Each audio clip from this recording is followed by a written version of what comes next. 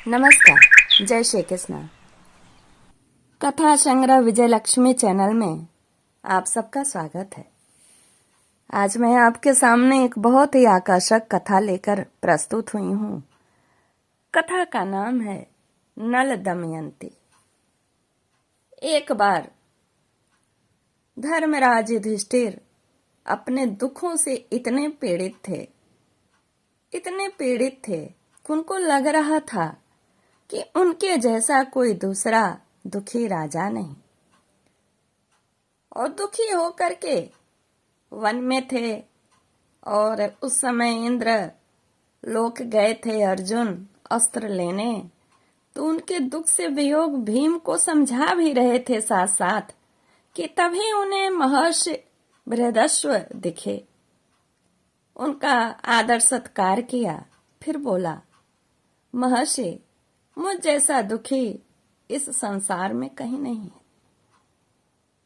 उस बात को सुन करके महर्षि बृहदस्व ने कहा, धर्मराज, आपका यह कहना ठीक नहीं है कि मुझसा दुखी राजा और कोई नहीं है, क्योंकि मैं तुमसे भी अधिक दुखी और मंद भाग्य राजा का वृतांत जानता हूँ। तुम्हारी इच्छा हो तो मैं सुनाऊं। धर्मराज युधिष्ठिर के आग्रह करने पर महर्षि बृहदस्व ने कहना प्रारंभ किया।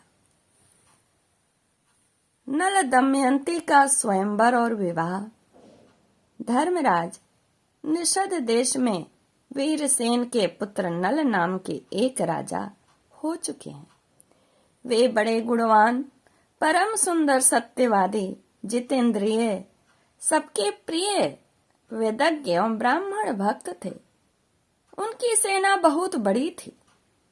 वे स्वयं अस्त्र विद्या में बहुत निपुण थे। वे वीर योद्धा, उदार और प्रबल पराक्रमी भी थे। उन्हें जुआ खेलने का भी कुछ कुछ शौक था। उन्हीं दिनों विदर्भ देश में भी भीम नाम के एक राजा राज्य करते थे। वे भी नल के समान ही सर्वगुण संपन्न और पराक्रमी थे। उन्होंने दमन ऋषि को प्रसन्न करके उनके वरदान से 4 संतानें प्राप्त की थी, 3 पुत्र और 1 कन्या। पुत्र के नाम थे दम, दांत और दमन, और पुत्री का नाम था दमयंती। दमयंती लक्ष्मी के समान रूपवती थी। उसके नेत्र विशाल थे। देवताओं और यक्षों में भी वैसी सुंदर कन्या कहीं देखने में नहीं आती थी। उन दिनों कितने ही लोग विदर्भ से निषद देश में आते और राजा नल के सामने दमयंती के रूप और गुण का बखान करते।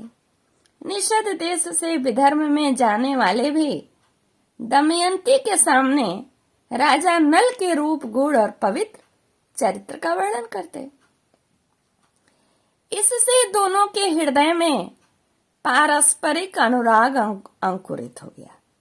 एक दूसरे के स्वरूप का दूसरे से प्रशंसा सुनकर हृदय में उनको एक दूसरे के प्रति प्रेम अंकुरित हो गया। एक दिन राजा नल ने अपने महल के उद्यान में कुछ हंसों को देखा। उन्होंने एक हंस को पकड़ लिया। हंस ने कहा, आप मुझे छोड़ दीजिए तो हम लोग दमयंती के पास जाकर आपके गुणों का ऐसा वर्णन करेंगे कि वह आपको अवश्य वर लेगी। नल ने हंस को छोड़ दिया। वे सब उड़कर विदर्भ देश में गए। दमयंती अपने पास हंसों को देखकर बड़ी प्रसन्न हुई और हंसों को पकड़ने के लिए उनकी ओर दौड़ने लगी। दमयंती जिस हंस को पकड़ने के लिए दौड़ती, वह बोल उठता कि अरे दमयंती, निषद देश में एक नल नाम का राजा है। वह अश्वनी कुमार के समान सुंदर है। मनुष्यों में उसके समान सुंदर और कोई नहीं है। वह मानो मूर्तिमान कामदेव है। यदि तुम उसकी पत्नी हो जाओ तो तुम्हारा जन्म और रूप दोनों सफल हो जाए। हम लोगों ने देवता, गंधर्व, वो हंस लोग कह रहे हैं कि हम लोगों ने देवता, गंधर्व, मनुष्य सर्प और राक्षसों को घूम घूम कर देखा है, लेकिन नल के समान सुंदर पुरुष कहीं देखने में नहीं आया। जैसे तुम स्त्रियों में रत्न हो, वैसे ही नल पुरुषों में भूषण है। तुम दोनों की जोड़ी बहुत ही सुंदर होगी। दमयंती ने कहा, हंस, तुम नल से भी ऐसी बात कहना। हंस ने निषद देश में लौटकर नल से दमयंती का संदेश कह दिया। दमयंती हंस के मुंह से राजा नल की जब कीर्ति सुनी, तभी से उसके हृदय में प्रेम राजा नल के प्रति उत्पन्न हो गया। उसकी आसक्ति इतनी बढ़ गई कि वह रात दिन उनका ध्यान करती रहती। शरीर धूमिल और दुबला हो गया। वह दीन सी दिखने लगी। सखियों ने दमयंती के हृदय का भाव ताड़कर विधय विराज से निवेदन किया कि आपकी पुत्री अस्वस्थ हो गई है। राजा भीम ने अपनी पुत्री के संबंध में बड़ा विचार किया और अंत में वह इस निर्णय पर पहुंचा, राजा, कि मेरी पुत्री विवाह योग्य हो गई है, इसलिए उसका स्वयंवर कर देना चाहिए। उन्होंने सब राजाओं को स्वयंवर का निमंत्रण पत्र भेज दिया और सूचित कर दिया कि राजाओं को दमयंती के स्वयंवर में पधार कर लाभ उठाना चाहिए और मेरा मनोरथ पूर्ण करना चाहिए। देश देश के नरपति हाथी, घोड़े और रथों की ध्वनि से पृथ्वी को मुखरित करते हुए सज धज कर विदर्भ देश में पहुंचने लगे। भीम ने सबके स्वागत सत्कार की समुचित व्यवस्था की थी। देवर्षि नारद और पर्वत के द्वारा देवताओं को भी दमयंती के स्वयंवर का समाचार मिल गया। इंद्र आदि सभी लोकपाल भी अपनी मंडली और वाहनों सहित विदर्भ देश के लिए रवाना हुए। राजा नल का चित्त पहले से ही दमयंती पर तो आसक्त था ही था। प्रेम तो आ ही चुका था उसके ऊपर। उन्होंने भी दमयंती के स्वयंवर में सम्मिलित होने के लिए विदर्भ देश की यात्रा की। देवताओं ने स्वर्ग से उतरते समय देख लिया कि कामदेव के समान सुंदर नल दमयंती के स्वयंवर के लिए जा रहे हैं। नल की सूर्य के समान कांति और लोकोत्तर रूप संपत्ति से देवता भी चकित हो गए। उन्होंने पहचान लिया कि ये नल है और उन्होंने अपने विमानों को आकाश में खड़ा कर दिया और नीचे उतर कर नल से कहा, राजेंद्र नल, आप बड़े सत्यव्रती हैं।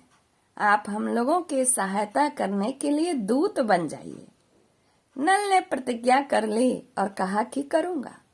फिर पूछा कि आप लोग कौन हैं और मुझे दूत बनाकर कौन सा काम साध लेना चाहते हैं?